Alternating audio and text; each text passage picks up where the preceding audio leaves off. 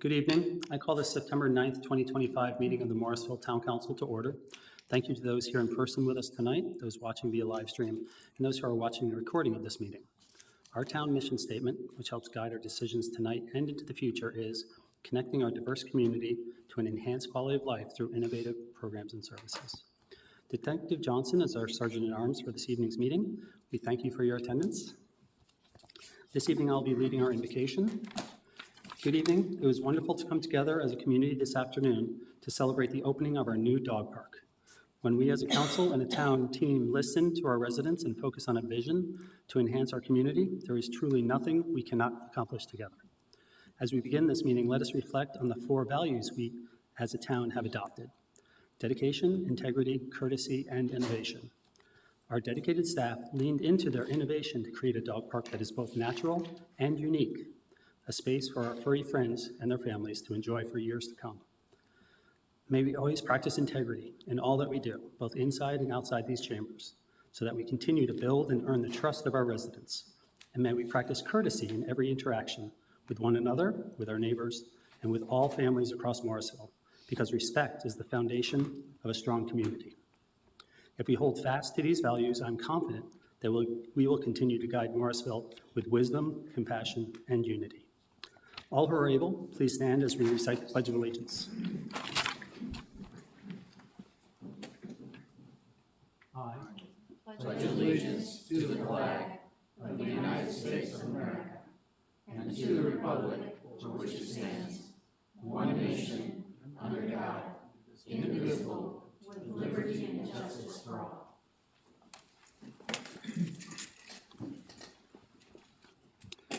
Before we adopt tonight's agenda, I'd like to recognize Town Manager Zudema. Thank you, Mayor. I would like to ask you to amend the agenda by adding a second closed session item related to property acquisition, please. Thank you. Thank you. Our Town Council policy is to review and ensure there are no conflicts of interest or appearance of conflicts with interest with any item on the agenda. Does anyone have anything they'd like to share at this time? Okay, seeing none, is there a motion and a second to adopt this evening's regular agenda with that closed session added for? I'll make that motion. Okay. I'll second. Motion from Councilmember Rabati, a second from Councilmember Johnson. All those in favor, please say aye. Aye. Any opposed? Hearing none, that carries unanimously 7-0. There are 4 items on this evening's consent agenda: resolution authorizing right-of-way condemnation for Lewis Stevens Sidewalk, personnel policy manual update, resolution rescinding deputy town clerk appointment, resolution appointing PZB alternate member. Would any member of the council wish to pull any item for discussion? Or is there a motion and a second to adopt this evening's consent agenda? Would anyone like to make that motion? I make that motion. Second. Councilmember Rao with the motion, Councilmember Rabati with the second. All those in favor, please say aye. Aye. Any opposed? Hearing none, that also carries unanimously 7-0. We have no proclamations to read during tonight's meeting. We do have other proclamations listed for reference on our agenda. That one is proclamation recognizing National Preparedness Month. Next on the agenda is Morrisville Speaks, public comment. Are there anyone signed up? Town Clerk Bertling. There is no one signed up. Okay, it is our policy to offer those in the room the opportunity to speak for up to 3 minutes on any subject of their choosing. Would anyone like to partake of that offer? Okay, seeing none, we will move on to our next item, which is item 10, administrative reports. These reports are listed for reference only. Does any council member have any questions? This is the quarterly capital projects update. Okay, seeing none, we have 2 presentations scheduled this evening. We now invite Brandon Zudema, Town Manager, to the podium.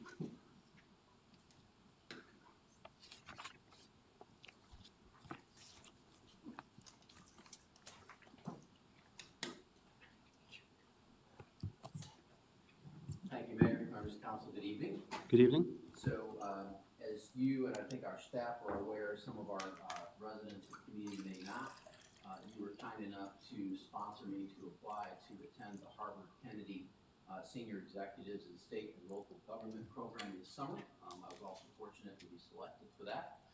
So because of that investment, I just want to take a few minutes to give you just a few highlights of what that experience was for me. And it's going to be a little bit high level because some of what happens there sort of stays there. It's It's not quite Las Vegas, but it's similar, because we don't want to ruin the experience for others that may attend in the future. But with that, I do want to share some information. And I need to remember to turn on the mic and then get it a little farther away from me. Thank you, Kayla. Sorry. So I'm going to walk through some things tonight. Happy to take questions as we go. We're at the conclusion. So again, this was senior executives in state and local government, 72 people in our class. We represented 4 countries. We had folks from the States, from Australia, and from Ireland, as well as Brazil in the class. We represented 26 of the 50 states, as well as the District of Columbia. Not going to read all those to you, but you can see the variety of different roles there were there. We had appointed officials, we had elected officials, we had folks from nonprofits, a really, really interesting sort of cross-section of the workforce, if you will, primarily in government, but again, some folks that work in NGOs as well. I was not alone traveling from Wake County. None of us knew this at the time. We found out after we were all accepted, but 5 from Wake County, 1 from down in Goldsboro, and then 4 of us from Wake County. So that's the 4 of us at one of the receptions that was held. And on the left-hand side there is Jody Miller, the town manager in Garner, and then Denise Foreman, the director of Wake County's Behavioral Health Department, Randy Harrington for the town manager from Holly Springs, and myself. So this program's been in existence for 47 years. They offer it twice each summer. It is a 3-week program. They do it in June and July. I was fortunate to attend the July section. Over the course of those 3 weeks, we had 16 different instructors or presenters that came through. All sorts of variety of topics. We'll talk a little bit about those, but it was really impressive because the bulk of these folks were Harvard instructors that were off, Harvard professors that didn't have to do this, but elected to come in and participate in this class with us. So that was really, really cool to have them there. As was explained to us, this was an ecosystem that was selected, so it wasn't a random draw of 72 people. They specifically selected each one of us. They did not explain to us why they selected each one of us, but there was a method to the madness in bringing a real good cross-section together. And again, just for me, a really wide variety of experiences, backgrounds, and thought processes, and really perspectives. Interesting to be in the same room, having conversations with elected officials and seeing how they're viewing things in different communities, and of course around some of my peers or in similar roles in municipal government as well. And then hearing from state legislators and others that you wouldn't normally interact with in that way or for that period of time. So in terms of takeaways, I've been to a lot of classes, but this was really an experience. This was more than just attending 3 weeks of classes. It was an amazing opportunity. I've now got 71-person network that I can reach out to for virtually anything. We started a WhatsApp group while we were there just to stay in communication with each other, and that has continued, and I probably average 20 messages a day. Just everybody sharing information, sharing pictures, sharing where they're visiting. We've already had small groups reunioning around the country just because they're traveling and now no folks there, so that's really awesome. I would say for me, really the 4 key elements that you see there. Again, the exposure to these instructors. This was very different from, your typical class where you see they come in and they talk and lecture, and this was much more conversational, much more, I would say, down to earth, if you will, in some of those conversations. And then, we did have some formal presentations. Again, I had a presentation on AI that taught me more than I had learned in every seminar I've attended and every article I'd read in a 3-hour period with one of the Harvard instructors. So really helped me understand the background behind the large language model and how to use AI, how to ask the right questions at the right time. So that was very, very useful. Also had 2 different communication classes. One was on verbal communication and the other was written, and both really informative. I'll talk a little bit about that in a second. But the other piece of this was really the informal discussion, both in and out of class. It wasn't just stick to the book.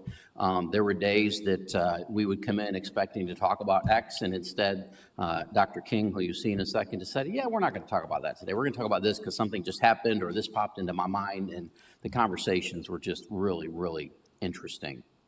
And then lastly, it's just the bonding with classmates in and, of course, outside of class over the course of 3 weeks, because everybody stayed there. Nobody went home over the course of that, so we were all there together on the weekends as well. I put together a little word art as I went back through they call it the red book that we kept notes in. So these are all different topics that we talked about over the course of 3 weeks. I'm not going to begin to try to read those to you, but it just gives you some idea of the variety of things that were going on during the 3 weeks. So the gentleman on the right is David King. He is the program chair. He has been with the program for more than 20 years. Just incredibly insightful, incredibly knowledgeable. They sent us a video to watch ahead of time, and he just started talking, and he had, 15 slides, and he talked for an hour and 45 minutes. Just about the history of the world and the history of the country and how politics joined into that and all these different facets, and just top of his head, just started talking. It was amazing. And then the gentleman on the left, if any of you have read the book Leadership on the Line, it's a pretty influential leadership text. It's written by a gentleman named Ronald Heifetz, but also Marty Linsky. So the gentleman on the left is Marty Linsky. We had several sessions with him. He is 84 years old and still as sharp as a whip and just going strong and just incredible. So two things with him. One, and this was true of a lot of the professors, they would come in and they weren't just coming to speak to you, they had reviewed bios. So they would call you by name and know where you were from and what you did. And so they weren't, they didn't just show up to teach, they took the time to study that.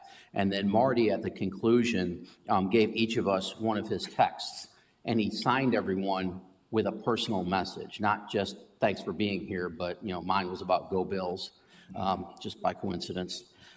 But signed that for everybody. So I'm sure wrote until his hand couldn't write anymore for 72 people. But that was really the investment they were making in us in that class. So I thought that was really awesome. And he's instructed there for 43 years. 43 years in the program, pretty impressive. So just going to highlight real quickly several of the topics we talked about. We talked a lot about leadership versus authority, and this was really Marty Linsky.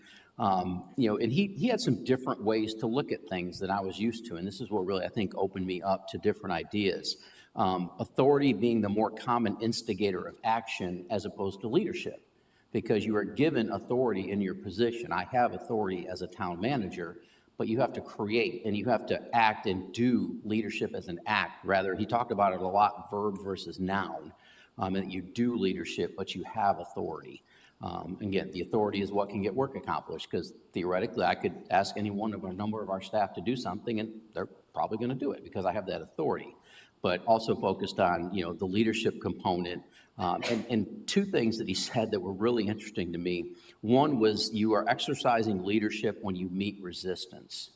And I found that really insightful because, again, if you have the authority, they're probably going to do what you ask them or tell them to do. But when you start to exercise leadership is when you see a little more resistance. You may be getting people outside of their comfort zone, outside of what they normally do. And then he also talked about leadership as disappointing people at a rate they can tolerate, which I thought was really interesting. And we talked about that for more than an hour in class, just about that concept. And I'd never thought about it that way, but a really interesting way to look at leadership. We also talked a little bit about delegate versus trustee. And so it was interesting because he could apply that to us that were municipal leaders, and he could also apply it to elected officials. And so, he talked about the delegates being, people that do what they're asked or told by their constituents, and we all know that, we've all seen that. But then there's also trustees that sometimes do what they judge to be in the best interest of the constituents, even if it's not necessarily what the constituents say they want. So really interesting to look at, thinking about which role any one of us is in our work. And again, both of those are influenced by belief systems, but I think that's relevant for you in your role as council members. I think it's relevant for me as a member of your team with the town. Again, looking at how you're dealing with that and what are you basing some of your decisions on. So just a very interesting concept to spend some time on. Had really not thought about this a lot from the context they were talking about, but again, with elected officials in the room, know your number. And of course, all the elected officials in the room smiled because they knew exactly what he was talking about. And I had to pause for a minute and think about that. And so I think, for us, it's probably about helping you when we can get to consensus. Again, making sure you have good information to make good decisions. And then for council, it can be about consensus amongst you. And then, of course, we're in a certain election season right now when it's about the number of votes that you need to get elected. And then we had a really interesting conversation about how all of that impacts democracy and how does democracy function depending on how you're looking at that and what the work environment is when that's happening. And then one of the last ones, the power wheel. So talked about this in the context of a challenging issue, keeping in mind not just the people you normally directly work with, but who are the other individuals, the groups, and the stakeholders that can influence an issue. And I don't know that we always do that perhaps as well as we could or should. Again, it's about not the obvious players, but others that you want and need to work with. And that also keeping in mind that everybody you're working with also has their own power wheel around them. So you're one of their circles around them, but they're one of the circles around you. And how does that interact depending on whose interest you're trying to reach? So as an example, we were asked to do a power wheel in class. So I did mine around cricket. And so you can see in the middle is our cricket program, and then some of the different, and this could certainly have more circles, but the different people and stakeholders that influence what we might do with cricket. USA Cricket, based on our relationship with them, ACE, based on our contract, the town attorney helping us with those agreements, BDP, who's helping you with visioning for Church Street Park, obviously our staff, whether that's admin, parks, Public Works, any other number of entities that are working on that. You as town council certainly are giving direction on that. Are we going to have a public-private partner at some point? Our community, certainly very important in influencing how we make our decisions, and then the Greater Raleigh Sports Authority, just from how they're helping us forward efforts with cricket in the community. The last one I have is question 0. And again, this just some of the things that really caught my attention when dealing with an issue or a challenge, critical to identify what the goal is and what success would look like, and make sure that everybody's on the same page when you start a discussion or a project. And it should be 10 words or less. And some of us struggled with that a little bit, but as we worked through some exercises, you could see how it could be done if you really focused on it. And then you also saw how clear it was when you kept it to 10 words or less. And then, with that, related to that, you can't collect evidence if you don't know what you're trying to measure. So having that question 0 is really important. And then I think this for us and for me directly ties to our ongoing work to introduce meaningful data and metrics into our budgeting and overall goal evaluation as a town. Semi-note related to that, our strategic performance manager has accepted an offer and will start September 29th. So we will dive more into that as we go forward. Also want to mention, we had an opportunity to meet Dr. Zhanli Yang. And yeah, I may have lost my razor there for a couple days while we were there. So Dr. Zhanli Yang came and spoke to us in a really, really emotional story. So he is one of the major architects and leaders for efforts for democracy in China. And so he is here as a Chinese dissident with U.S. residency. He's not been able to get himself to be a U.S. citizen, in part because he was imprisoned for 5 years in China for some of what they deemed to be illegal acts related to his support around activities that had occurred in China. But he is known now as a scholar and a human rights activist, and he is the most humble person I've ever met for what he's accomplished. And I put a YouTube link there. If you have time, it is worth the watch to hear this gentleman talk and share his story of what he went through at Tiananmen Square and the friends that he lost and the things that he saw. It was very moving and really, again, amazing to hear him talk and come visit with us. So we also did some team building. So that is me on the right. And that is, you can't tell well from the picture, but it's about 30 feet in the air. And so you had to climb up these different steps using teamwork. And so we had a pretty good team there, and we were able to get up to the top on that. And, it was a lot of teamwork. There were people on belay below, really taught you to think about who's there supporting you and who are you trusting to do the right thing so you don't plummet to the ground while you're up there at 30 plus feet. We did get a chance to see Boston a little bit, so of course we got out to Fenway to see a game. The JFK statue there on the right. We also visited the JFK Library one of the weekends. If you get a chance, really cool, but also informational, educational. Really enjoyed that. And then that is, you can't read it, sorry, very well in the picture, but that's the entrance to the Harvard Kennedy School there in Cambridge. And then I just want to share this picture with you. So we had a classmate from Boston who had an apartment, and this was her view back into the city. So it was pretty amazing. So just wanted to share that it wasn't all work all the time. And then, of course, I got to graduate. On the left, that's Dr. King, who robed up for us and presented our graduation certificates. And then I got welcomed home by my two knuckleheads, Saber and Daisy, who were pretty happy to see me back. And then I came back to work. And so my staff kindly welcomed me back by declaring my office an abandoned structure. And then you can see a little bit of caution tape there. There was a crow in the middle. There were mice on the floor, cobwebs. So it took a little work to get back situated in the office upon my return, but really appreciate that. I'll just close with saying thank you for this amazing opportunity. I appreciate your support with it. Want to particularly thank Giselle, who stepped up for 3 weeks and really took on her work, my work, and everything else. You know, because being able to disconnect and be there was really important. And I think we texted 2 times, maybe 3, over the course of 3 weeks. So I did not have to worry about here at all, which was really important. Certainly Jeannie and John picked up extra work as well. Thank them. And thank you to our staff for their support, not just while I did this, but every day. I mean, any success that I find is certainly because of the team that we work with and the support we have every day. So that is my presentation, and I'm happy to take any questions if you have them.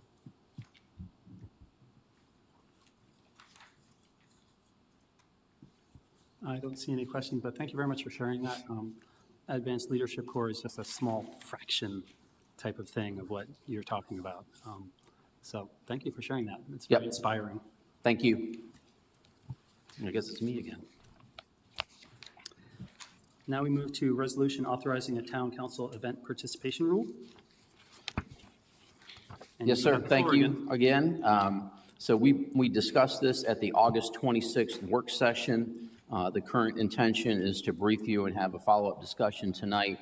And then if there were such direction, we would bring it back for action on consent on the 23rd. It could also come back for further discussion, or we can do what you direct. So Kayla is going to help me and bring up, based on the conversation last time, we made 2 minor modifications to the language in this. One was, I think that Councilmember Rabati caught that there was a mistake in talking about the mayor and then the mayor pro tem and none other council members. So we corrected that, and then there was 1 typo that we corrected. So beyond that, I don't really have any new information for you. You started a discussion about this. We're open to any questions we can try to answer. But I think at this point, it's up to council to sort of pick up their discussion, and I'll help you in any way I can. Okay, I'd like to recognize Councilmember Johnson. So thank you again, Brandon. I'm going to repeat a little bit of what I said 2 weeks ago, and I'll do maybe a do-over. 2 weeks ago, I was just returning. I left my family to keep celebrating our daughter's wedding. And I drove in that afternoon, and I probably was the most tired I've ever been at a council meeting, at that meeting. So hopefully I made sense. If not, I'm going to do a do-over and say again, I was the one that asked for this as a roundtable item, and got unanimous support from everyone. And I appreciate the work that you put into this, Brandon. It is always easier to react to something in front of us than to create it. So I appreciate all the work you put into it, and probably put in more than originally even I kind of anticipated. But I think it's important to have, and I know now you want to call it, we're calling it a rule, not so much a policy. I think as I've experienced over all these years at council, this is the intent, what we have here. but sometimes it's not followed through. And there are a whole host of reasons why. Sometimes it has to do with turnover of staff, whatever. And I'm not here to, there's no one here to blame or no one to point. It is just something that I think is important to memorialize and have a place where future councils, future staff can reference and look to. So having said all that, I think the impetus is important for why I brought this up. I brought this up probably about 17 months ago. It was a year plus ago. And this was not happening regularly. It was happening, but again, there were those missed opportunities and times when council was not fully informed and of events. And so this recently has happened this year, even a couple of weeks ago. So I do think this is really important, that we are all treated equally and fairly as elected officials and fully informed. So that was my intent and the impetus of me bringing this item forward. So having said all that, I think potentially here, I listened really carefully 2 weeks ago, and of course I've experienced this myself where every elected official is asked to speak at events, and that probably is not appropriate. I want to hear from everybody else, but we don't all need to speak at every event. I think maybe the wording, because the wording to me seems like it's a given that we all will speak, and maybe that's not. Maybe the wording should be more, the opportunity is there for elected officials to speak if they want. So I will give you an example for me that's important coming up. The town center, we have a groundbreaking for the town center. I have been working on a town center since the early days that I've been an elected official. I've been working on that before I think any of you that I work with even lived here. Some of your homes did not exist. And so that event matters to me. So, and I'm sure it does to others as well. And everyone may want to speak, and that's fine. And some may not. Today at the dog park, I spoke for probably 10 seconds because I thought it was, we didn't all need to say the same thing and thank everybody. Although I will tell you honestly, public perception is important. As an elected official, the public expects to hear from each one of us. And so that's important as we think about what we're doing here in this rule that we're all going to adhere to and try really hard to follow. So, so I think maybe if we could tweak that wording so it's more of an opportunity, and and along with that, when our staff creates an event and puts an agenda together, they put a lot of work into that and a lot of effort. I don't want some third party telling them what to do. So I don't want to also tell others what to do when they're crafting their agenda and, for their events. So I would ask maybe that we tweak that and make that, change that a little bit too. And the one I think about is with the chamber or any third-party events. I think they should be able to have the ability to set their agenda and ask the speakers they want without us influencing that. And I think the wording in here is a little heavy to that extent. So I'd ask maybe to back off that a little bit too. But I will tell you, we have not been, as a full council, invited to chamber events. And so that has bothered me over the last couple of months. And that was not too long ago as well. We were not all invited to a ribbon cutting. So I think it's important to have that since they are a partner that we are helping fund. I think it's important that they understand the expectations that we want moving forward in a working relationship with our partner that we're funding. So I think I've hit on all the things I wanted to for now. Okay. Okay, thank you. And obviously, that's me, so the others need to weigh in as well, so. Councilmember Rao, please. Yeah, just one idea that I have is that moving forward for future councils, it may be something to consider that the mayor and the council would consider like a rotating schedule of which council members would speak at what events. Because I know Charlotte did that many years ago when Anthony Fox was mayor. It's a much bigger city, but they would decide if it was an issue on this area that these council members would speak and this in this area. That way it was rotated and it addressed everyone speaking. So, and I think that I'm fine with the rules in place for us to know expectations, but I just want them to be flexible enough so that future councils can address when they go in retreat. Next year, there'll be a new council, and so they may have a different, perspective, right? So, but I agree with Councilmember Johnson on, number one, like, I think with the chamber, they're an equal part, they're a partner. And I've had experiences where, we've been invited, but not everyone's given a chance to share their words or their ideas. So maybe having a rule in place that they could follow would make sense. But I would hope that we could all, I'm not going to be here, but the council members could just figure out a style or a way they would want to interact with each other moving forward. So that's all I have to say.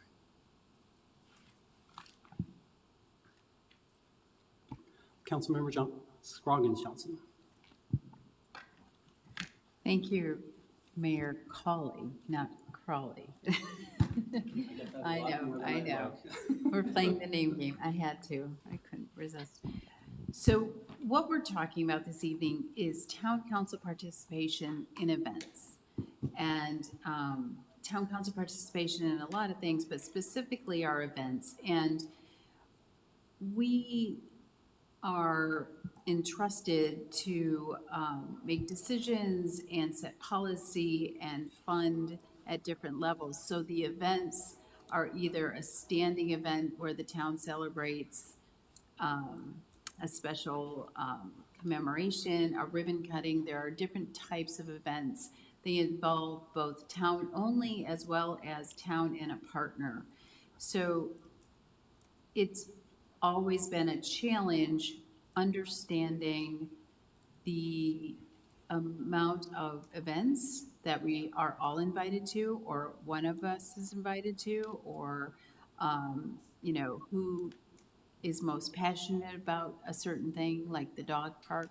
There are some dog owners in our council. I'm sure they're passionate, but I'm also passionate, but don't have a dog. So we don't want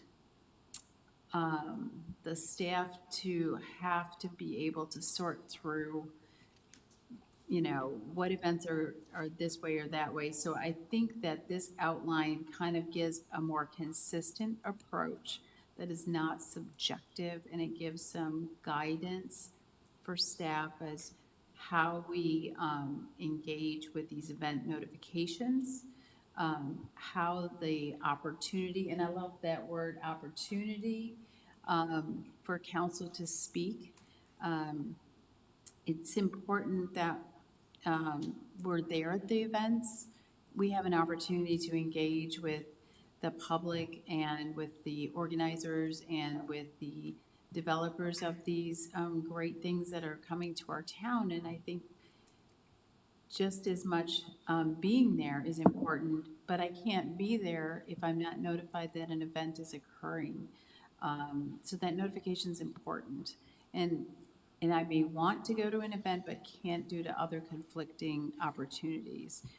So this policy to me gives a little bit of structure and consistency from both staff and setting council expectations as well. So it's our good stewardship of events and participation. There is a section in this rule called council member responsibilities.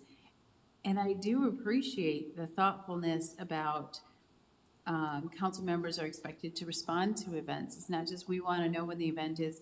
We should let people know. We should let the town know or the organizers know in a timely way. We need to follow the event program.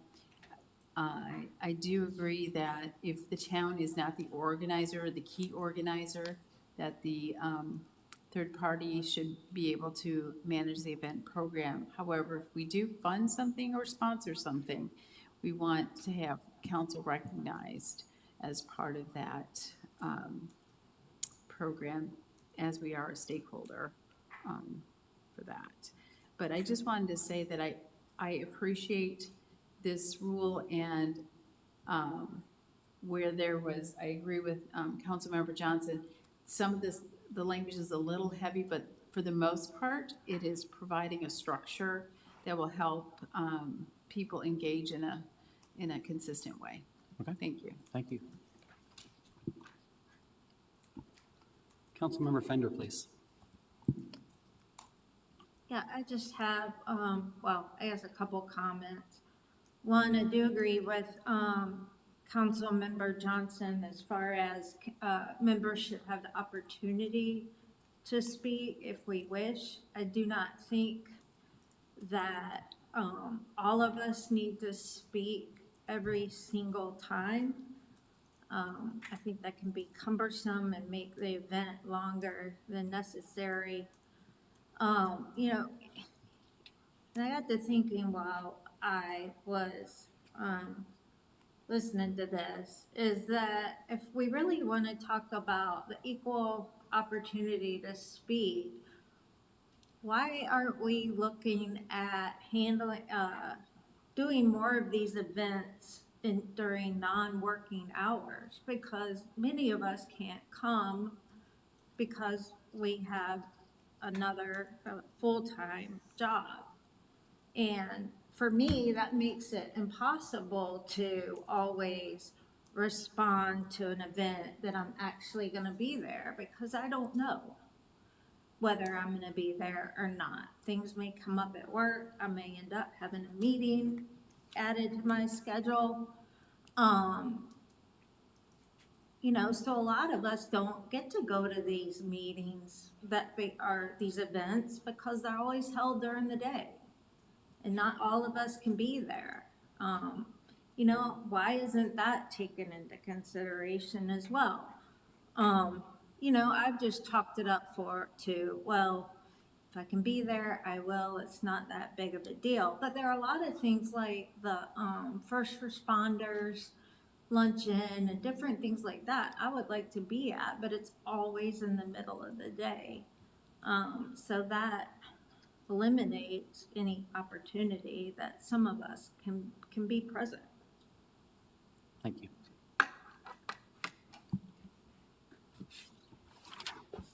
I would just say that I think the chamber and other third parties, they run their own shows, and that we can talk to them, but I don't think we should dictate to them.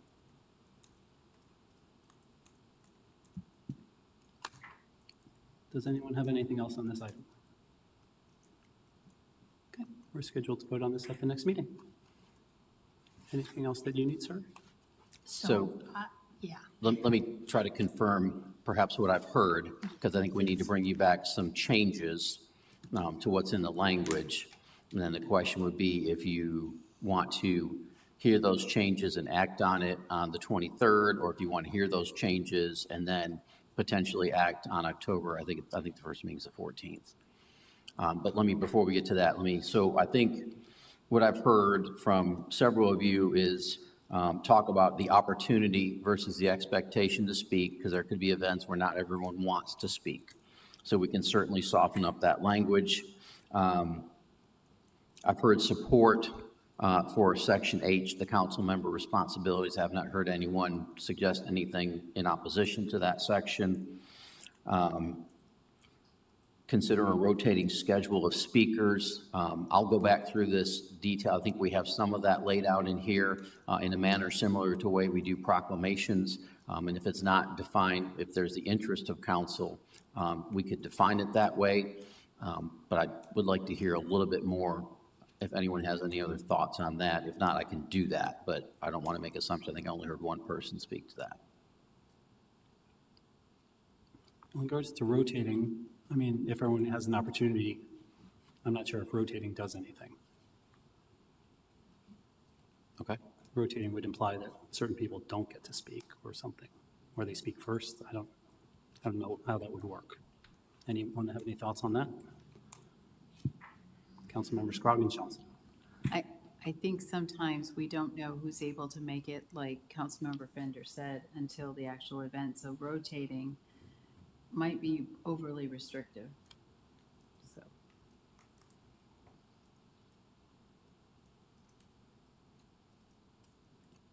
Others? Okay, so I think we do have a plan to rotate, proclamation. And again, you've identified proclamations you're interested in for this year. We'll revisit that for next year because obviously we'll have some changes on council and work that out. But we'll continue to make all events available to everyone. And I think we can rely on the council members present to determine who's going to speak or who may not speak, if that is acceptable. Okay? So I've heard, I think, sort of both sides specifically related to the chamber. I've heard that the chamber is their own entity and should do their own thing, my paraphrasing. And then I've also heard that we support the chamber financially and they should acknowledge council members with an opportunity to speak at events if they are hosting them.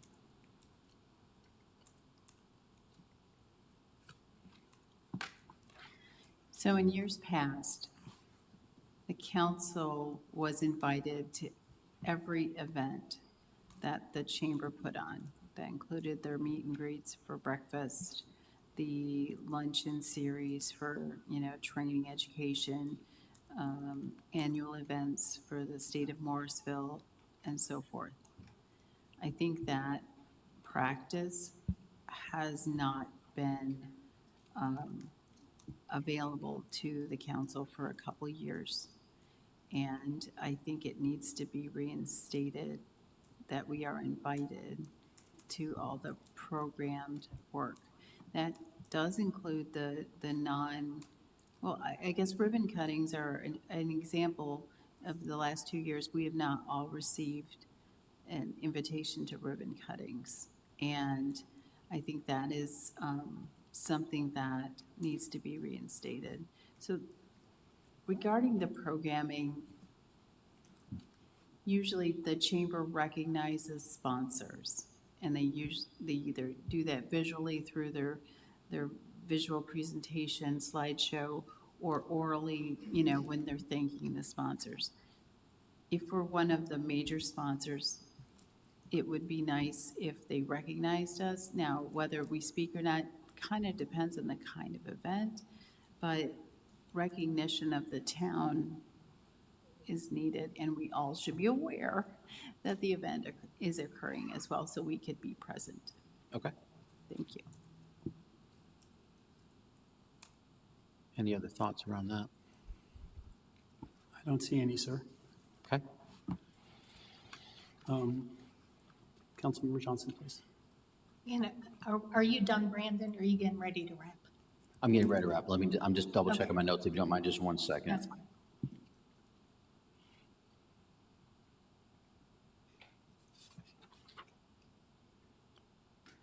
Yes, I think that's the highlights of what I needed clarification on. Okay, I just want to, I think this is important to say now too. The town clerk has been doing a fabulous job of keeping us informed with calendar invites so that they get on our calendar. So I cannot tell you how much I appreciate that. Because although I messed up today, I thought the dog park was at 4:30 for some reason, and not 4 o'clock. But anyhow, that was my mistake, not hers. But anyhow, so I think that is to this, making sure we're all informed and we're equally invited to events.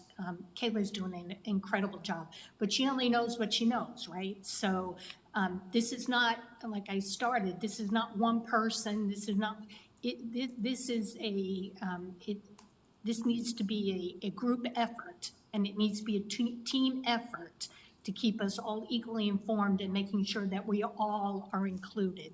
Because it matters when there's an event and not everybody is able to be present, and I hear Councilmember Fender, I hear that, but that there are other commitments. We all have other commitments. I don't make every event out there either, but when we're not all equally informed to be able to be there, there's a perception that we're also not interested, and that is concerning. So I want to make sure that, again, I think that we're all equally informed, and then it's obviously up to us in our personal calendars, and what we can and can't attend. So, thank you. That's all I have to say. Thank you. Thank you. Thank you for keeping this moving forward. I don't see Yes, any sir. other comments. We'll bring it back on the 23rd with these changes, so you can review those, and then I think you could either elect to take action that night, or we could certainly put it on a consent if we need to in October. All right?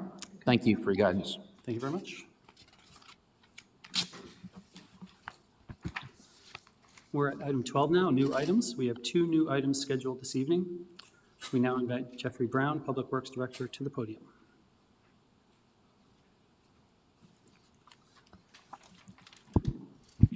Good evening, Mayor, members of council.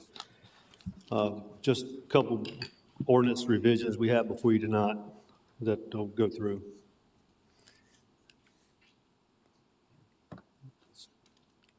I'm assuming I can figure out how to work this. Do I, is this advance or underneath? Okay, got it. All right, first one is chapter 58. Last fall, I think it was November timeframe, we brought before you a comprehensive list of, as far as speed limit revisions that needed to be updated, as well as no parking ordinance that need to be established. So tonight we have before you 2 minor revisions. Cotulla Drive was, when we made that ordinance change back last fall, we included both sides of the street, and technically that should only be one side of the street, so we needed to revise that back. And then Taylor Glen Drive, we noticed that it should be for both sides of the street, so that revision is before you tonight. And then we also adding a no parking for Airport Boulevard. That is a NCDOT road, but at the end of it, we have issues with people in the neighborhood parking and causing issues as far as on both sides. So we wanted to establish that before you tonight.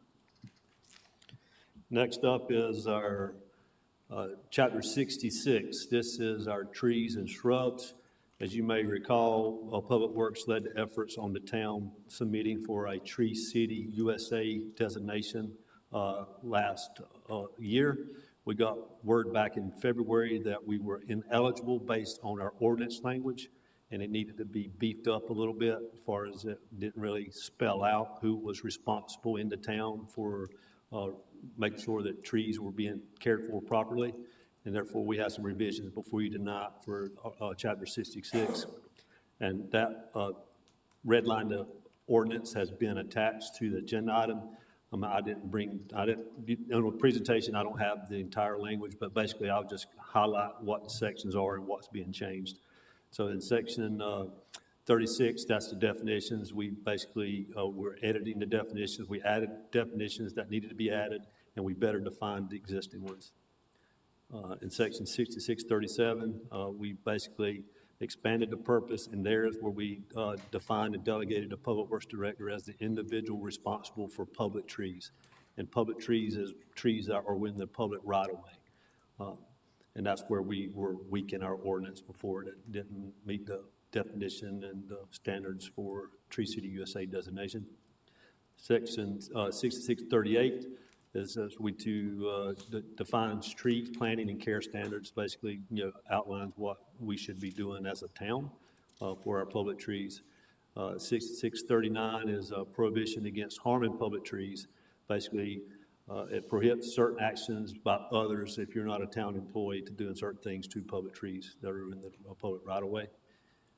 6640, this is nuisance trees that authorize treatment or removal of nuisance trees on public and private property. I just want to spell that out. It is for private property. For instance, if you have a tree that's located on your property that jeopardizes an issue in the public right-of-way, we'll ask that that be removed, or that the property owner will be responsible for taking care of that.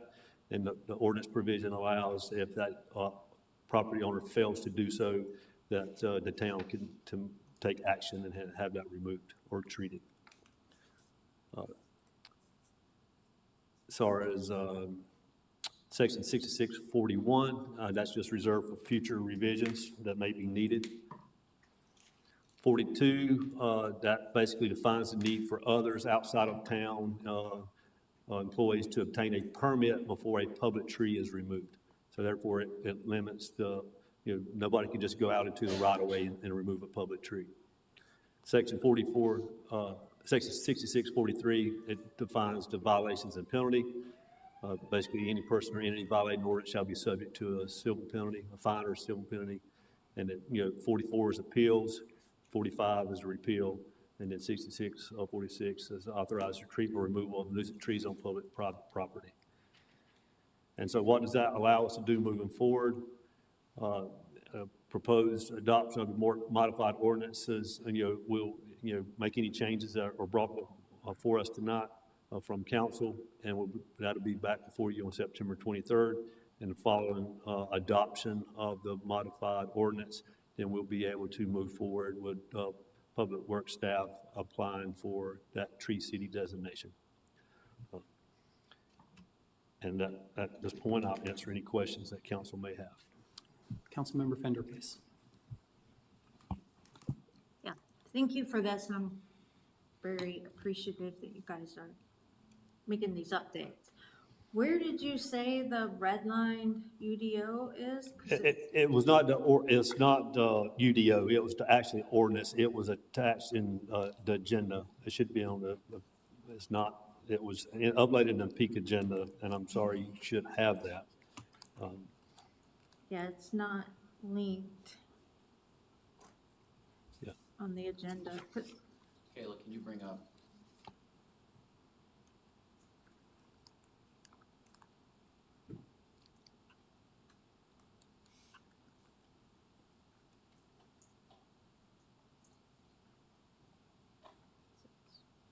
It's hard to determine or give any feedback when you don't see the red line.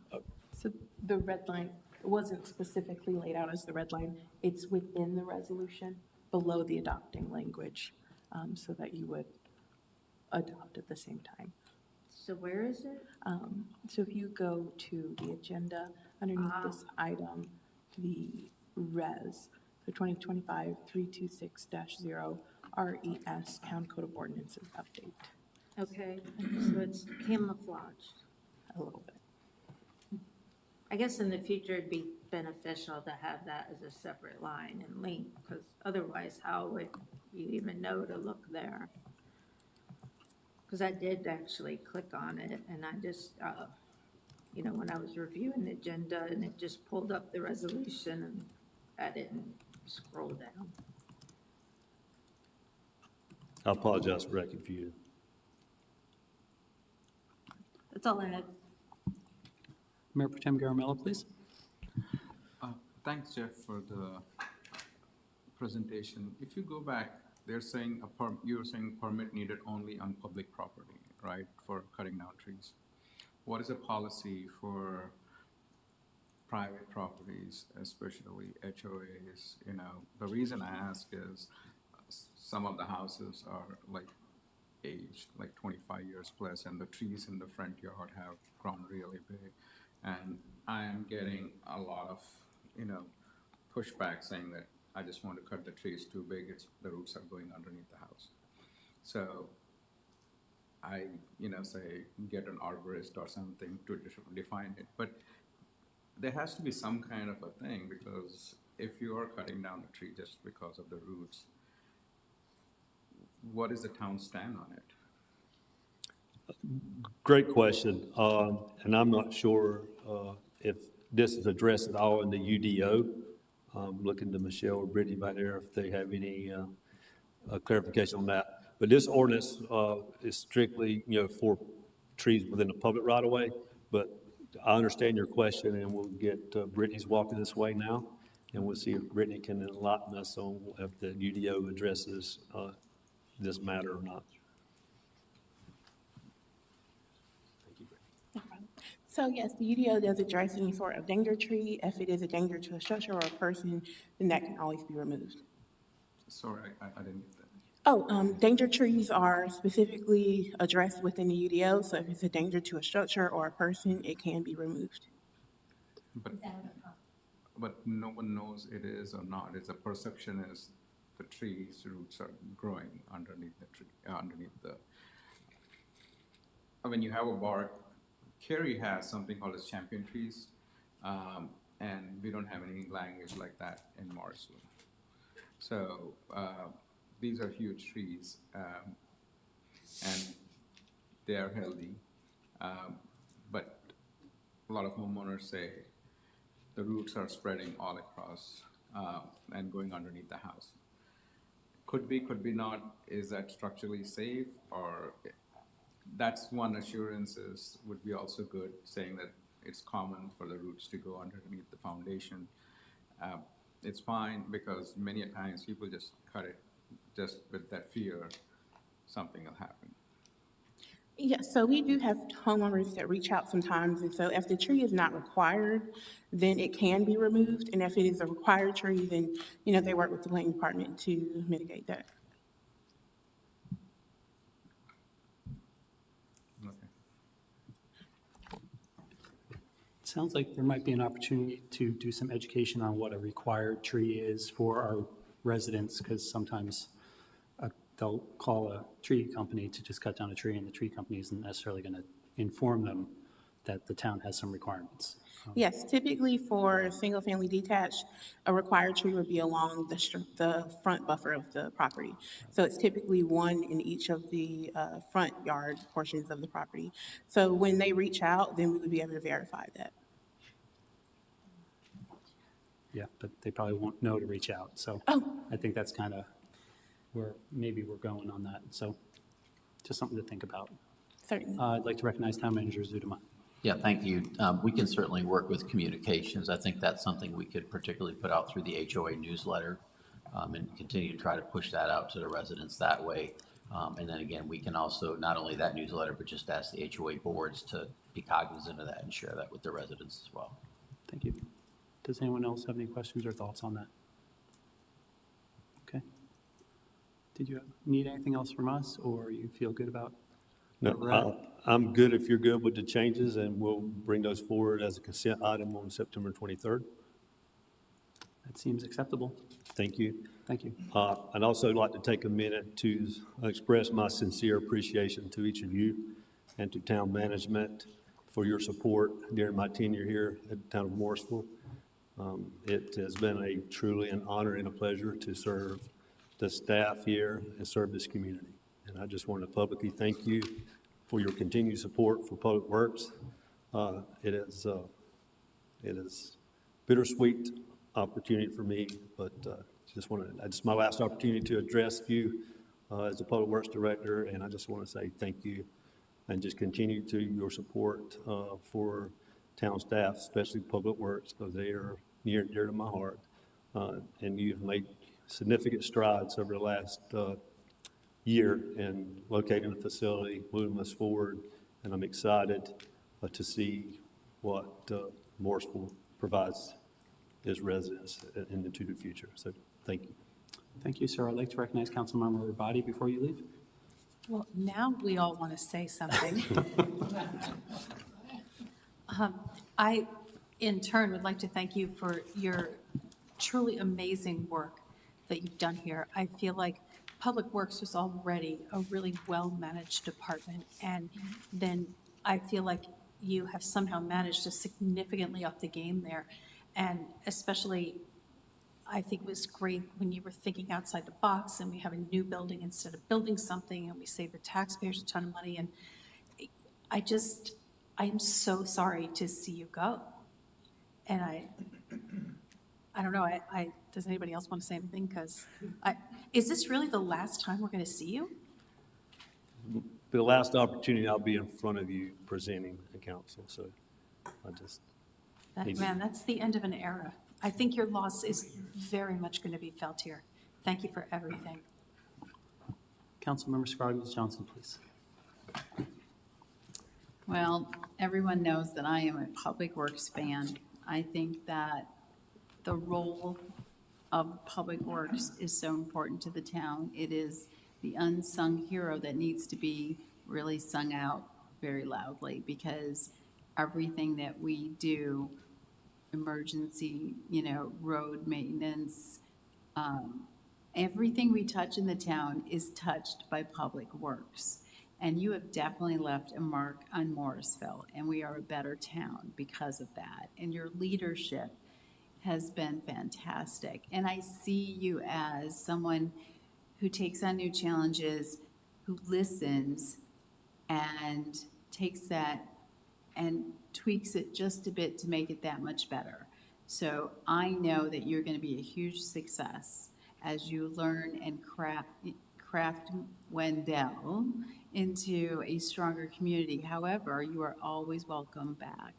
And we do appreciate your work. It's outstanding. And the fact that we now are going to be able to finish the Public Works project because under your leadership, and I know you thanked other people because it is not a single person, but because of that, we are able to finally stop spinning and move forward for the right reasons. So thank you very much. Mayor Pro Tem Garamella. So I would say, little did I know that getting you a new Public Works is basically a key for you to leave us.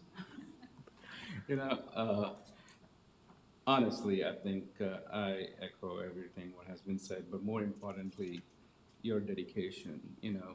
You come, drive every day from Fayetteville, back and forth, and sitting long meetings and still having a smiling face, and doing that carries a long way. And I think I always feel very sad when engineers leave. And, Rich was one that, I really liked, and you fall in the same, jovial, working with the colleagues as if never showed that I'm the director or this one, and pretty much had the same set of thought process. Let's move things forward. But I think it's a great loss for us. Councilmember Rao.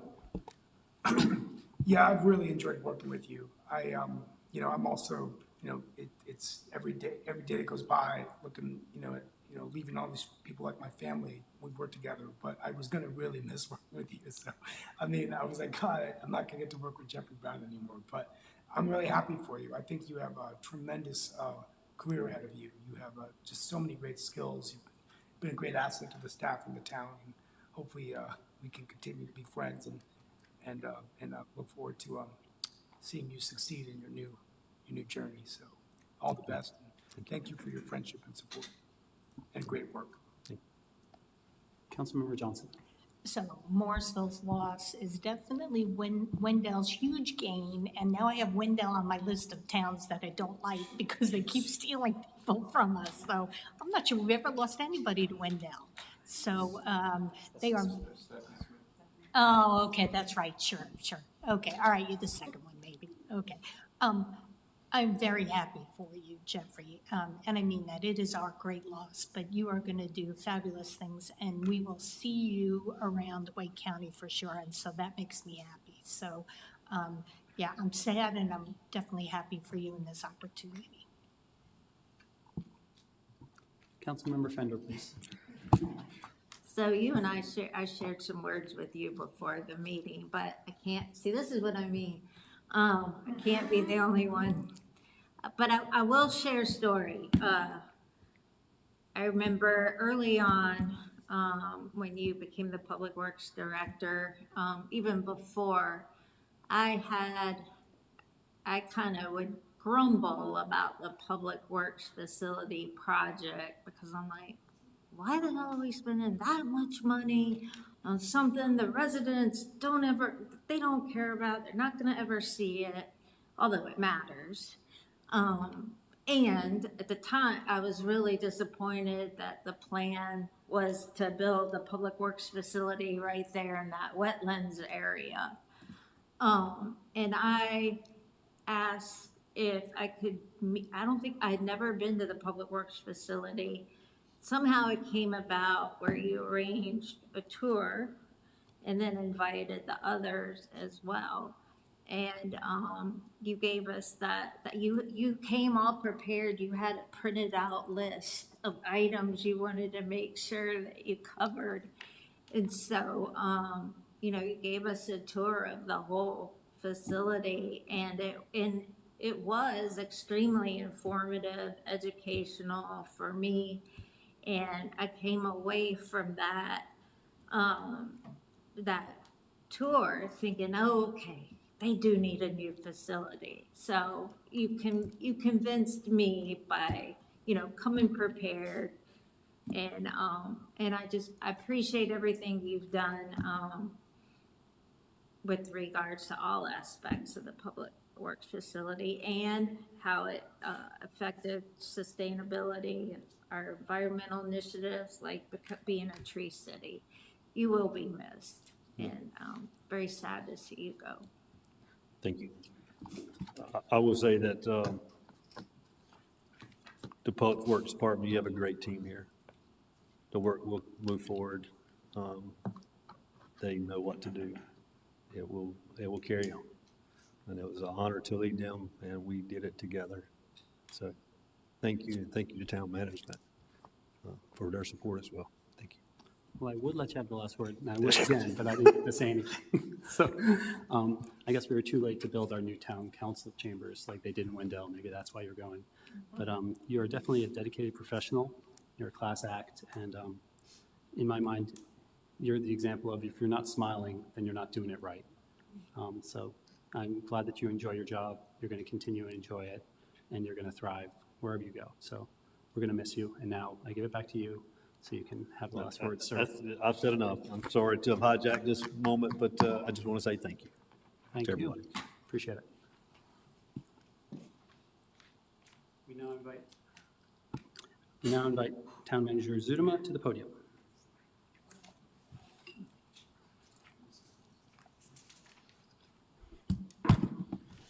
Thank you again, Mayor. So I have to follow that, I think briefly, not to delay, but because I won't get an opportunity to say this publicly, at least with you. If you paid attention, you've seen Jeffrey in virtually every council meeting we've had for as long as he's been here. And so, you know, he didn't fall into this, he didn't stumble into this, he earned this opportunity in Wendell. You know, I'm still mad, I'll just have to be honest, because I wish we could have figured out a way to make it work longer term. But Mark and I still have to have a conversation at some point, the manager in Wendell. But Jeffrey's, he's an amazing public works director, he's an amazing leader, and he's just an amazing person. And you don't get all that together often. So we'll have other opportunities, but Jeffrey, thank you, good luck, and you don't need the luck because you will be successful. Okay, so good evening again. We are here this evening to discuss a CPOA, an ordinance amendment for additional funding for the town center now that we have the final bids back. I do want to recognize that Todd Rankin is with us from SING tonight, so appreciate his continued support on work on this. And also, have to thank Mark and his team. Again, Mark's in training this week, but Mark has continued to do a lot of work on this for us along with his team as well. So just as a reminder, we are in a public-private partnership with SING Development for the construction of Phase 1 of the Town Center project. Back on September 10th of 2024, you approved Resolution 2024-246-0, which authorized the development agreement that we had been working for a solid probably 3.5 years to complete. And as a part of that discussion, you also adopted CPOA 2024-246-0, authorizing investment of $18,195,217 from sources that included bond proceeds, some remaining ARPA funds, the land sale of what we're selling to SING in the project, and transfer of reserves from the capital reserve and parks payment in lieu. So when added to the $702,000 that was in the fund at the time, that raised the authorization for Phase 1A to $18,897,217. So that's where we were as of last September. Work has continued since that time with getting cost estimating done, and now we have final bids. So as of last Friday, Singh received the final bid documents from their contractor, Bobbitt. That bid amount was $20,874,000, excuse me, $890 for the construction of Phase 1A of the town center. So based on some additional spending that have been done in the design phase and to accommodate value engineering work in the amount of $190,000, the budget shortfall overall to reach the new bid amount was $2,127,151. So that's essentially the gap between what you have on hand and what we are asking you to consider funding for Phase 1A. So we are proposing to fund this, this budget difference using primarily three sources. One would be interest earned but not already recognized that's coming out of this fund in the amount of $609,275. Also proposing bond premium from 2024. We had previously shared with you that we held on to some of that to have that as an option here. So accounting for $1.1 million from bond premium, and then using park reserve funds in the amount of $417,876. So that is the CPO that is before you. Would share with you that this final bid document does include a 5% project contingency. So also, you know, there could be a need for an owner's contingency as we go through this. So again, in talking to Todd, part of what he did for us, which I appreciate, is make sure that there was some design contingency left at about 1.5%. So if there are any minor changes that need to occur, because that happens, you start to design, you start to build, and you realize, oh, we meant to do this or we meant to do that. Or if there's, you know, funding that becomes available that you wanted to put something back in that might have come out of value engineering, there may be design work for that. So there's design contingency in there at about 1.5%, and then there is another 3.5% of other contingency that keeps a 5% contingency, and that's about $1.146 million. So that's a solid contingency. Staff also anticipates that if there were to need to be an owner's contingency, you know, some of this money will continue to sit in the bank as we wait to pay invoices as construction occurs. So we do anticipate additional interest that we would hold in this fund and then come back to you at a future date if there were a need for that. So there is some opportunity there to do that. So when you look at the increase, there's sort of two components to that, one of which is some of the savings that was identified in the value engineering that was done by Mark and his team, along with Singh and Bobbitt and others. So you've seen what that value engineering is. You previously approved that. So some of that shows up in savings in this because that was done after that 18,197 amount was approved. And that is just reducing some scope in some different areas. In identifying some savings. The cost increases that bring this up, we did have some additional site construction costs, over $1 million related to some additional storm drain work that needed to be done and also some soils that needed to be brought in. We had a little bit of additional work for drywall and studs related to the porch, the stage. We also had some additional funds that went into stage lighting and also conduits sort of across the project to be ready to do lighting, to be ready to do other things in the project that were also discussed as part of this. And then again, the contingency, the escalation in tariffs contingency was reduced by about $260,000, but the design contingency was added back at almost the same amount. So we end up with still that 5% contingency, and you end up with the full bid amount of $20,874,890. Brandon, excuse me, am I supposed to be looking at a slide with these numbers on it? No, ma'am, this is in the, I'm sorry, this is in the narrative of the peak item. I did not have a slide with it, I apologize. Okay. So this is the item that does show the additional funding in the CPOA. The other was just to give you some idea of where these different costs were coming from. So I don't want to just ask you for $2 million without giving you some idea of where that's coming from. This CPOA does identify what the sources are to add that $2,127,151 to the project to bring it up to the construction cost of $20,874,890. But I'm happy to take any questions you may have.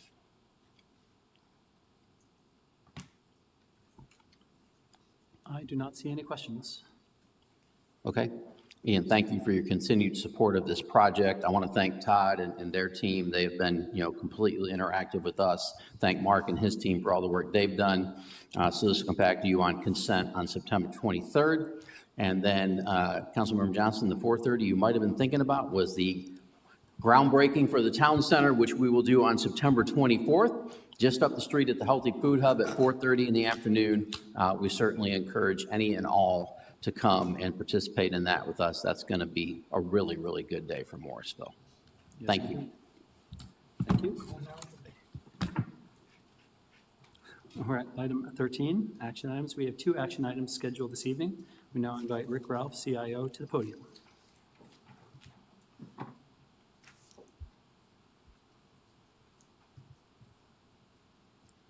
Good evening, Mayor, members of council. I'm excited to come back to you tonight to talk about some of the updates that, based on the conversation we had a couple weeks ago about the Community Innovation Group and what that new engagement process would look like with our community. So one of the things that we heard over the 18-month pilot for this Community Innovation Group, what does a timeline look like? We've highlighted a timeline here. Again, it is subject to change based on how these engagement processes go, including our subgroups. So the first 30 to 60 days would be around that initial planning phase.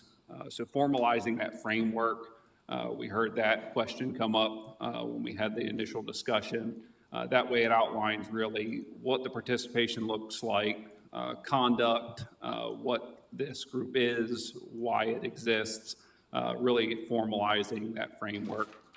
Also, beginning that initial collaboration and that outreach, we obviously would start with our Smart City Steering Committee members, those that have served in the past. They're most likely to be interested in serving on this Community Innovation Group and subgroups as well. After that initial outreach, we would talk through what that community engagement activities look like. We anticipate, 3 to 4 months. That is everything from our first orientation with a larger community innovation group. We would form our first subgroup. The topic would likely be around community education and establishing a senior digital literacy program. We've heard this from some folks at our senior center programming about how they can engage with the digital services that we offer, whether it's our website, our Smart City dashboard, any of the digital services that we provide, helping them understand what we have to offer and how to use it. We would have that engagement with that first subgroup and then have that subgroup report out to the larger community innovation group after that has completed. We anticipate, again, 3 to 4 months. After that is completed, we would work through an evaluation phase. This would allow us to take a step back, take around 30 days to evaluate the effectiveness of that first subgroup and make sure that it can guide those future engagements. From there, we would kind of repeat that process with additional subgroups. We anticipate through the full 18 months to be able to engage with 3 separate subgroups with 3 separate topics. So the 8 to 11 months would be the formation of the second and third subgroups and that engagement and then the evaluation. So some additional information, a reminder, again, the subgroup topics, they are driven by a couple mechanisms. The primary one, we've got our council-approved budgeted IT initiatives. We also would align any of that engagement effort around the council-adopted Connect Morrisville strategic plan, as well as our Smart Morrisville Connected Community Framework. We also heard about getting more frequent reporting for council. What we have established here is with each subgroup engagement, we would generate a scoping document. The scoping document would outline the purpose of that subgroup engagement. We would provide that to senior leadership as well as council so that you all are aware of each engagement, what we're doing, why we're doing it. That's one mechanism, again, to get you on the front end so you're aware of what we will be doing. The next thing is that we will provide quarterly status reports via administrative reports. That's for all active engagements during that quarter. The last thing you did here at the initial presentation, we will also provide those after-action reports at the conclusion of each subgroup engagement. Another mechanism that we will use every time we engage with the subgroup, whether we have a meeting, in person or virtual, we will generate a meeting recap and a summary that we will provide to council and senior leadership as well. So again, our recommendation is to approve the resolution that we have before you tonight that would dissolve the existing Smart City Steering Committee, allow staff that 18 months to pilot this new community engagement model. We do not require any formal resolution to establish this group as it is not a committee and it is driven and led by staff. So that, again, is that 18-month process to allow us time to validate whether this new engagement model is effective. And then we can revisit, come to you and showcase what we've done, the work we've done, and how effective it has been, and determine what a path forward would look like, whether it is continuing with the Community Innovation Group or reverting back to a committee. And that is all I have for updates based on the discussion that we had previously and any questions that you all had. I'm happy to answer any other questions that you have before we pull up the resolution. Councilmember Rao, please.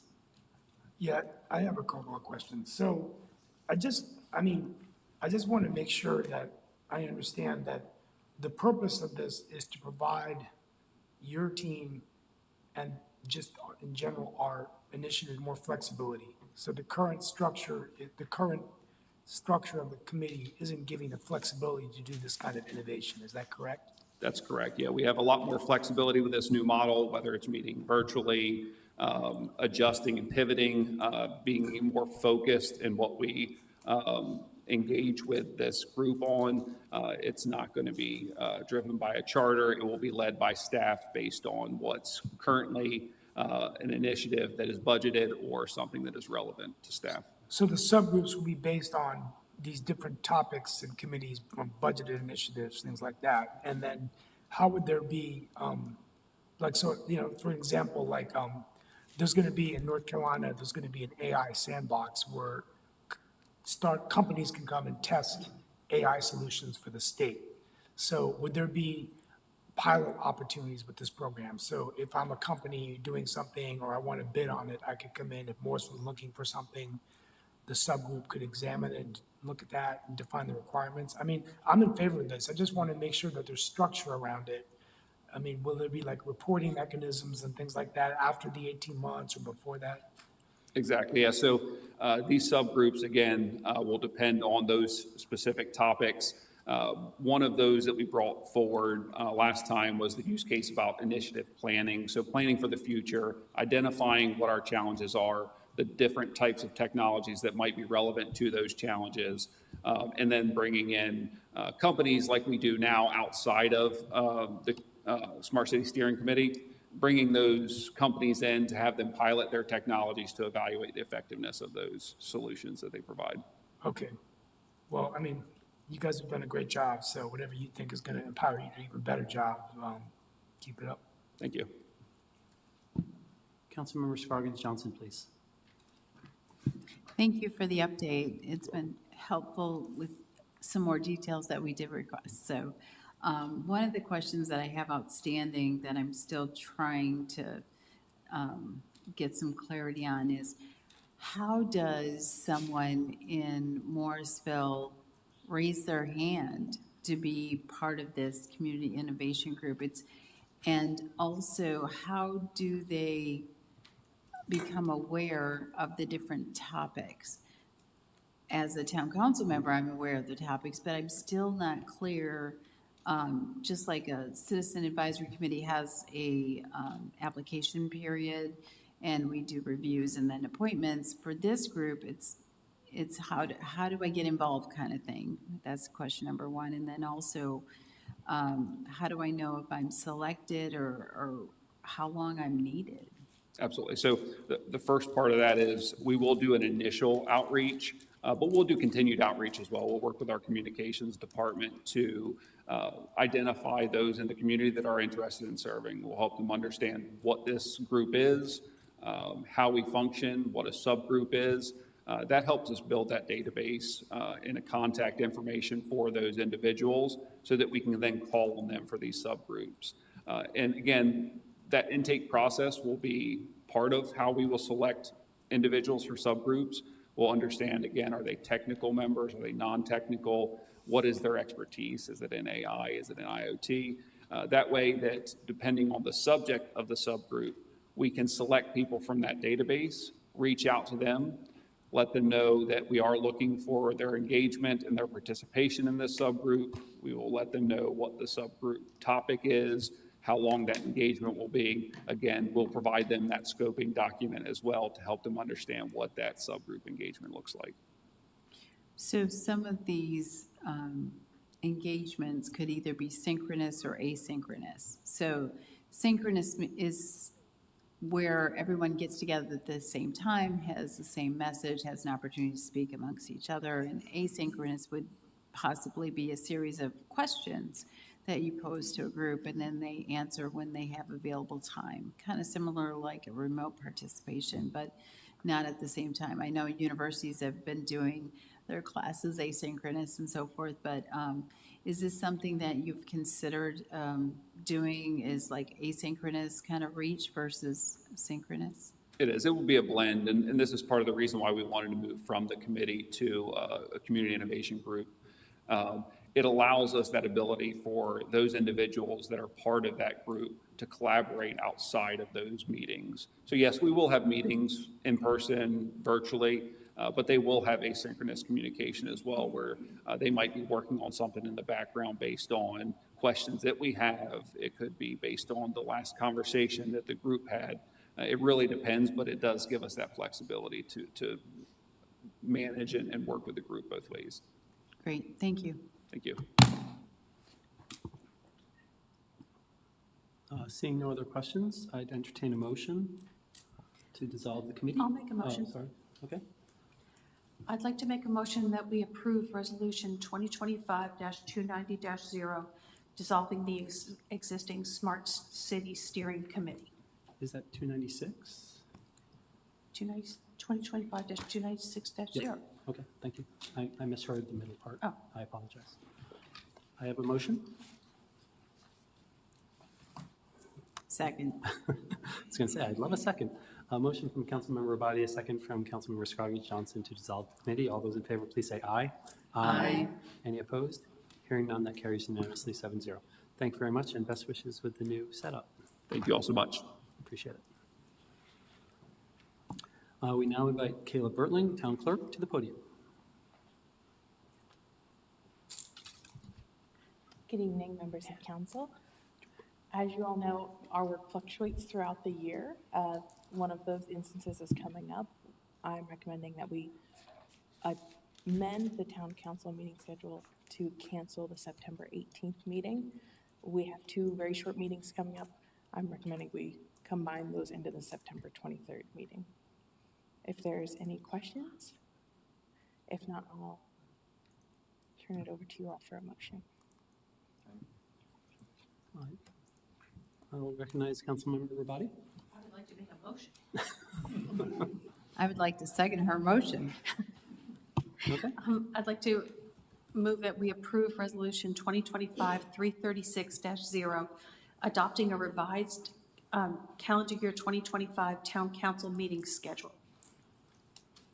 Second, officially. I have a motion from Councilmember Rabadi, a second from Councilmember Scroggins Johnson. All those in favor, please say aye. Aye. Any opposed? Hearing none, that carries unanimously as well, 7-0. Thank you very much for bringing that forward. We appreciate it. I'm sorry, which one did we just cancel? Because I wanted to take it off The my work calendar. session. We're Work session. canceling the September 18th work session. We will move all of those items to the September 23rd regular meeting. Thank you. Sounds good. Next item is future meetings, events, and resident involvement opportunities. For a full listing of these events, please see the town calendar at www.morrisvillenc.gov. Our town manager just mentioned the groundbreaking on the 24th of September at 4:30. Hope people can make that. Also, please save the date for the International Festival. That's going to be September 20th from 4 to 7 p.m. at Cedar Fork Community Park. We'll now move on to council comments. Councilmember Rabati will share first and be followed by Councilmember Fender. I would like to be the first to say that I am so thrilled with the new dog park. It's beautiful beyond my wildest dreams, and I cannot wait to bring my 3 terrors there when there's no one else there. Just really such an amazing job by staff taking what was an idea and bringing something to fruition that exceeds what I even thought. And all the dogs loved it. It was just the coolest event I've ever been to in Morrisville. I'm sorry that I didn't talk to any people. I was just petting the dogs, but you know, there it is. And just like to reiterate how much we're going to miss Jeffrey. And let me know if you want me to go with you to talk to that Wendell guy, Brian, because I'll go with you. Thank you. Councilmember Fender, followed by Councilmember Rao. I have no comments. Councilmember Rao, followed by Councilmember Scroggins Johnson. Well, ditto on the dog park. We dream and we do in Morrisville, and we delivered results. So just want to thank the residents and the staff. I just want to say a couple comments. One, we want to pray for Nepal. I want to thank everyone who came out yesterday to the vigil at Church Street Park for the terrible tragedy of 18 Gen Z students losing their life in protest against corruption and social media bans. This morning, attended the Raleigh Chamber First Responder Appreciation Breakfast, and I really want to think about first responders every day, but also as we get close to 9/11.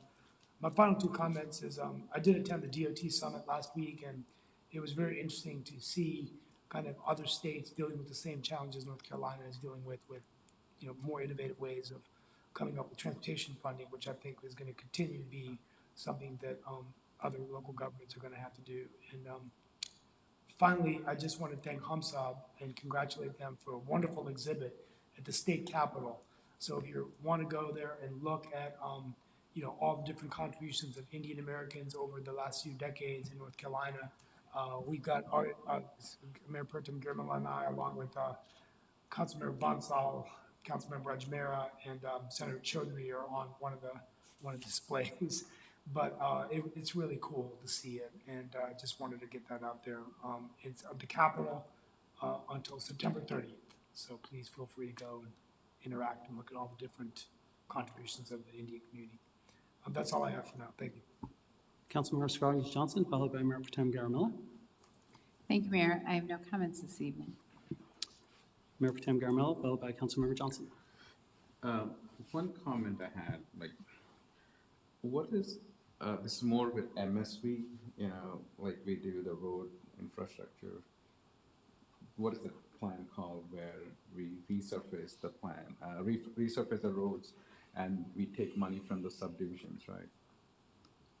MSD. That's the MSD, okay. municipal service Okay. district. So the subdivision, which is next to Berkshire, this town hall, I don't, you know, Councilman Road or those kind of, that neighborhood, when I was door knocking, one of the HOA guys said, we signed up for MSD. We were told that that the town at the time said they would charge for 10 years. It's already 13 years now. And why are we getting charged? So I didn't have the answer to that, so I just thought I would bring it up. So for the public's recognition, I think you'll probably recall, but for that resident and for the Gables neighborhood, you have previously authorized the engineering department, our staff, to do design build for that project. So that RFQ will be going out shortly to look for a design build team to do that work in the Gables. The design work is essentially going to come first with that design build process. There's been some work there to evaluate what needs to be done, but it needs to be updated. But again, we're expediting that by taking the design build approach. So we anticipate having an agreement for you, I think it's January at this point.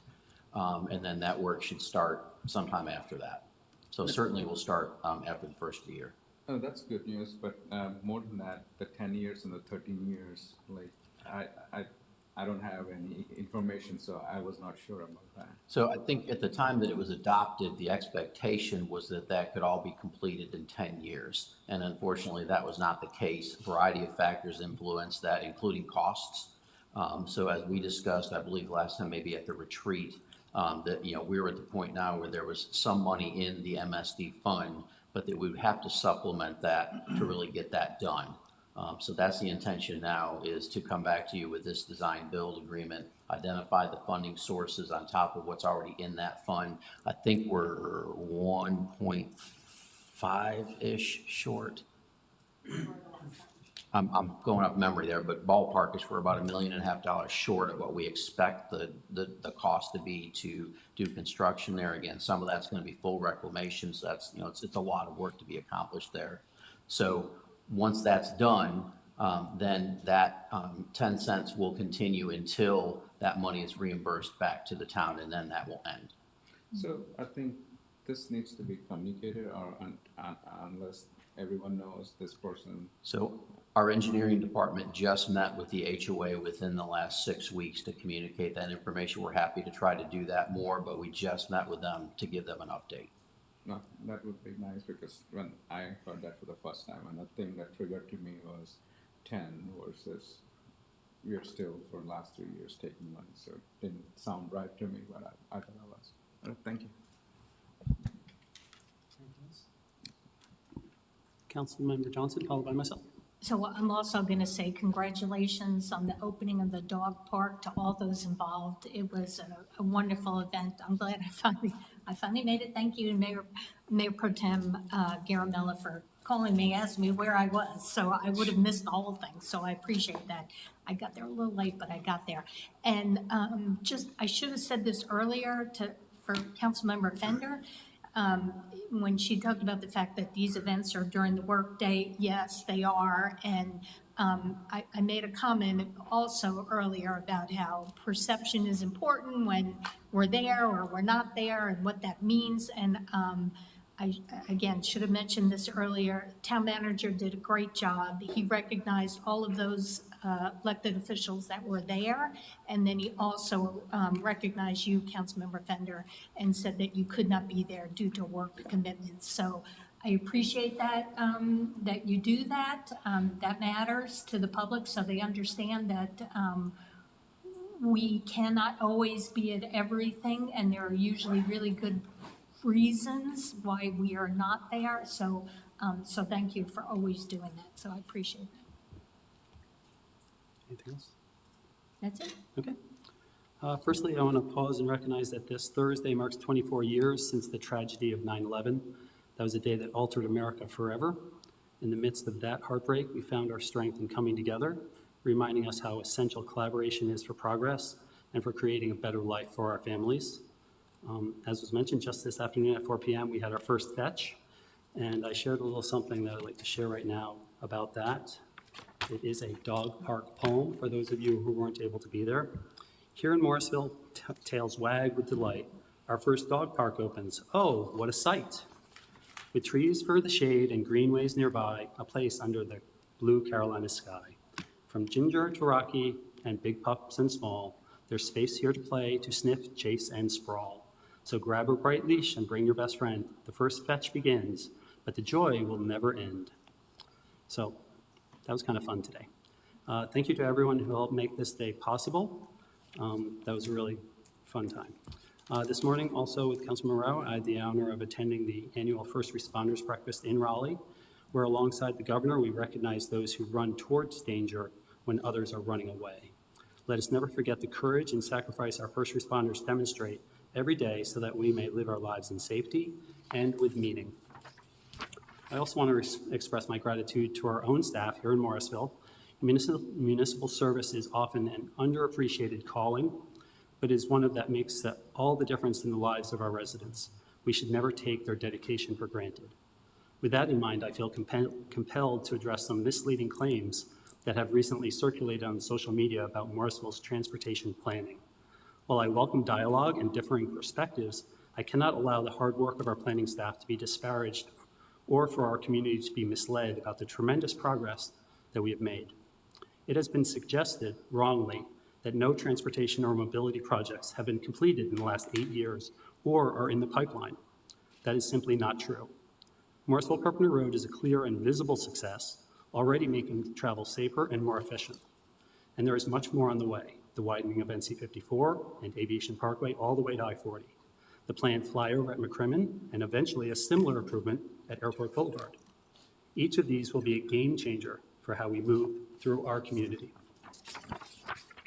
Perhaps the most damaging falsehood is the claim that Morrisville has lost its passenger rail station. That is blatantly incorrect. Our council and staff have worked diligently to ensure Morrisville remains part of all passenger rail planning. The station continues to appear in every official set of plans, and we will not allow it to be removed. Our community deserves it, and it remains very much in the works. Finally, I want to share a reminder about one of Morrisville's core values, courtesy. For me, courtesy means showing respect in both our conversations and our actions. For example, it is always more respectful to ask before placing something in someone's yard, rather than acting first and informing them later. Courtesy is what helps preserve the strong sense of community that makes Morrisville such a special place.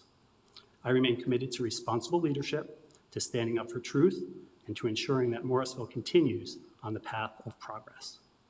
Town Manager Zudema, do you have any comments? Yes, sir, thank you. First, you have a form at your desk that relates to the scheduling of the retreat. So it is, believe it or not, we're already starting to think about that and try to plan for that.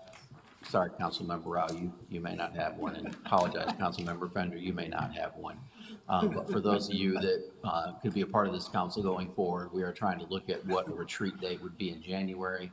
So if you have the opportunity, please complete that form for Kayla and leave that with her. Thank you. We're not saying in stone, but we're trying to see what options are and what the availability is. And we've done the same with polling with all of the candidates as well, just so we're ready tentatively for that. The other thing I just want to mention to you is we have canceled, now you have canceled the September 18th meeting, but I want to share that October and November are going to be full meetings. We have a number of different projects and updates coming back to you. Also, just a reminder, you have a work session on October 30th, and that's going to be a full work session as well based on what we see right now. So both October meetings, both November meetings, and the October 30th work session will be full meetings for you. And again, we'll keep you up to date on what that looks like. We're finalizing the rolling calendar now for the community. The rolling calendar is how we look ahead 3 months to tentatively schedule out what's going to be on the council meeting agenda. So just wanted to share with you and let you know that we will need that October work session. Thank you. So at this time, we have two closed sessions. I Sorry. really have to make a comment, and with all due respect, in my 26 years on council, candidates who are running for office have never used this room to talk about their campaigns, and that's what we just heard here. So with all due respect, do not open that window. If there are disagreements between candidates on issues, do it outside of this room. That is disrespectful to this council, it is disrespectful to our staff, and it honestly is disrespectful to the public. Do not open that window about candidate issues and the things that you are both or all candidates are doing out in the public eye. Leave it outside of this room. So we have two closed sessions this evening to discuss a matter of economic development and real property acquisition. Thank you to everyone for watching this evening, as this is the end of our public business. I would ask for a motion to enter closed session. Mayor and council, pursuant to North Carolina Statute 143.3 and 11A4 and A5, I'll move that we go into a closed session to discuss an economic development matter and a real property acquisition matter. Second. I have a motion from Councilmember Rao, a second from Councilmember Rabati. All those in favor of going to closed session, please say aye. Aye. Any opposed? Hearing none, we are in closed session. It is 7:47. We're going to reconvene down at the table after a break, so please come back in 15 minutes at 7:04. I mean, 8:04. Doing the math.